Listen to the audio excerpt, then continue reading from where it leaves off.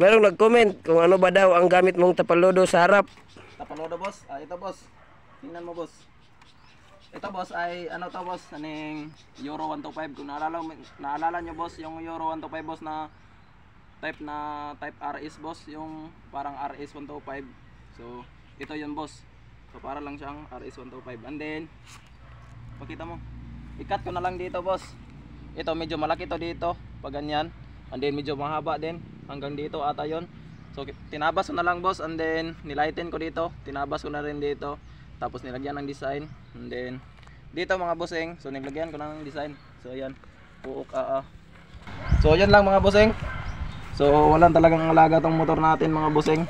Hasta yung may-ari walang alaga na. Wala nang ligo. And then ito pala yung ating ano mga boss, rear hub. Pakita. Ito yung rear hub natin mga boss. Yan, naka brakeless tayo dito, wala tayong preno. Kasi yung concept ng motor natin mga boss,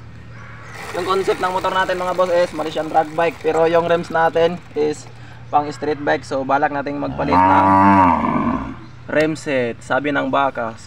Ayan yung baka. Ayan yung baka oh. Ayan boss. Ayan yung mga baka mga boss. Kita dali.